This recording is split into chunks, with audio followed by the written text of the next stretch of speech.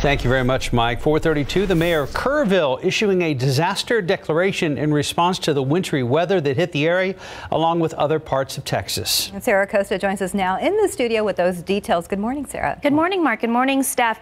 Yeah, so that declaration will allow the city to use resources provided by the city and state as part of their emergency management plan.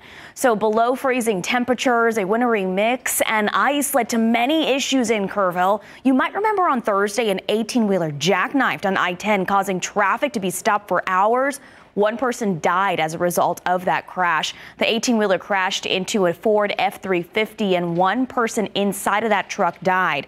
Another person was injured. So that disaster declaration will last for 7 days unless the Kerrville mayor sees a reason to extend it longer than that. So this is a story we're continuing to follow closely.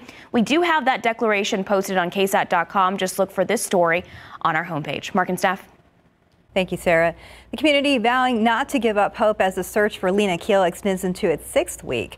The group of volunteers Sunday focusing on Opeach Naval Park on the northwest side. Many volunteers said it was their first time searching, and they're looking for any areas that look disturbed or anything that looks out of place.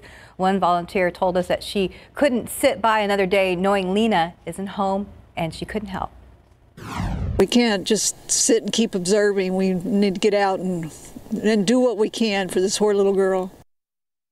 San Antonio Police Department, they are asking for tips in Lena's missing persons case. You can reach the missing persons unit at 210-207-7660.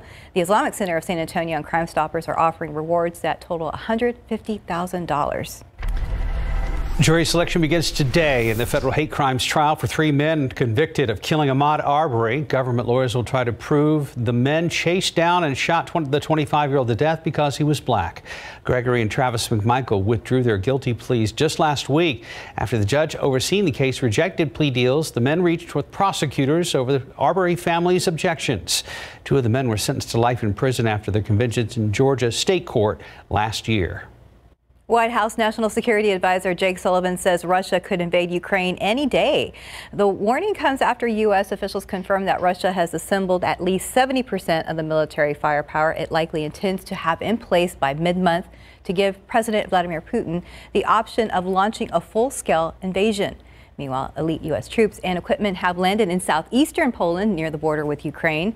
The troops are part of a deployment ordered by Biden to show the U.S. commitment to Eastern NATO allies. The CDC reporting that 212 million Americans are now fully vaccinated against COVID-19. That amounts to 64% of Americans.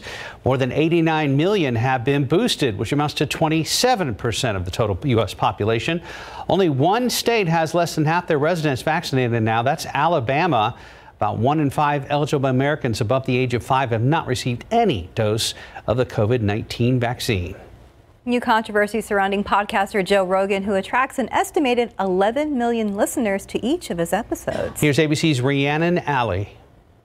Podcasting star Joe Rogan is now apologizing for a recently surfaced video showing him repeatedly using a racial slur on his show over the years. The most regretful and shameful thing that I've ever had to talk about publicly. I know that to most people, there's no context where a white person is ever allowed to say that word, never mind publicly on a podcast. And I agree with that now. The apology comes after Spotify removed dozens of episodes of his hit show, The Joe Rogan Experience, including episodes with Alex Jones and former Breitbart editor Milo Yiannopoulos. Rogan has been facing criticism for sharing misinformation about COVID, leading artists, including Neil Young, to pull their music from the streaming platform. Rogan reportedly signed a $100 million deal with Spotify in 2020. The company's CEO, in a letter to employees Sunday, said he does not believe that silencing Joe is the answer. Other comics and podcasters also coming to Rogan's defense. Whitney Cummings tweeting, "Comedians did not sign up to be your hero. Stay focused on the people we pay taxes to be moral leaders." Even if everything he said was 100% right, you still shouldn't take medical advice from a comedian doing a podcast. You can't go, well, I used to host Fear Factor and now he gives me my medical advice. That's not a thing. Spotify says it's now adding content advisories to COVID-related podcasts. Rhiannon Alley, ABC News, New York. 437, about 43 degrees.